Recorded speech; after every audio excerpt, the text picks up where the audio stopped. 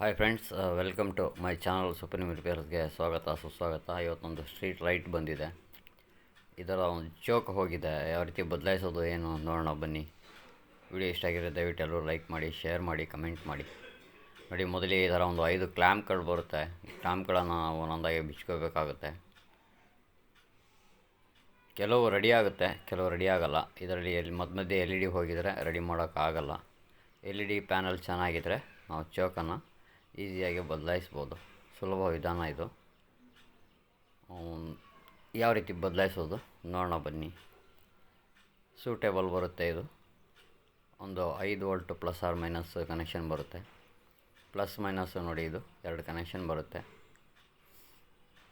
ಇದಕ್ಕೆ ಬೇರೆ ಕಾಯಲ್ನ ನಾನು ಬದಲಾಯಿಸ್ತಾ ಇದ್ದೇನೆ. ಯಾವ ರೀತಿ ಬದಲಾಯಿಸೋದು ಅಂತ ನೋಡೋಣ ಬನ್ನಿ. ಭಾಳ ಈಸಿಯಾಗಿ ನಾವು ಬದಲಾಯಿಸ್ಬೋದು. ನೋಡಿ, ಇದು ಪವರ್ ಸಪ್ಲೈ ಏನಿದೆ ಇದು ಸೂಟೇಬಲ್ ಸಿಗುತ್ತೆ.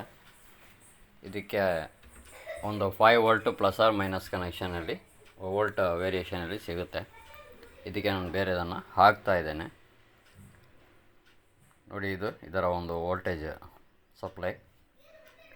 ಇದಕ್ಕೆ ಪ್ಲಸ್ ಮತ್ತು ಮೈನಸ್ಸು 2 ಕನೆಕ್ಷನ್ ಬರುತ್ತೆ. ಮೊದಲಿಗೆ ಇದನ್ನು ನಾವು ಈ ರೀತಿ ಸಾಲ್ಡ್ರ್ ಮಾಡ್ಕೋಬೇಕು. ಆನಂತರ ಇದು ಫೇಸ್ ನ್ಯೂಟ್ರಲಿಂದ ಹೊರಗಡೆ ಬರುತ್ತೆ. ಇದೊಂದು ಅರ್ಥಿಂಗ್ ಕನೆಕ್ಷನ್ ಬರುತ್ತೆ. ಇದು ಸಾಲ್ಡ್ರ್ ಆದ ನಂತರ ನಾವು ಈಗ ಬೇರೆ ಕನೆಕ್ಷನ್ನು ಸಪ್ಲೈನ ಕೊಟ್ಟು ಚೆಕ್ ಮಾಡ್ತಾ ಇದ್ದೇನೆ. ಎಂದಿನಂತೆ ನಾನು 110 ಹಾಫ್ ಕರೆಂಟಲ್ಲಿ ಮೊದಲಿಗೆ ಇದನ್ನು ಚೆಕ್ ಮಾಡ್ಕೋತಾ ಇದ್ದೇನೆ.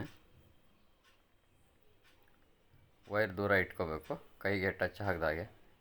110 ಕನೆಕ್ಷನ್ಗೆ ಹಾಕ್ತಾ ಇದ್ದೇನೆ. ಈಗ ನೋಡಿ, ರನ್ ಆಗ್ತಾ ಇದೆ. ಅಂದರೆ ಮಧ್ಯೆ LED ಹೋಗಿದರೆ ರೆಡಿ ಆಗಲ್ಲ.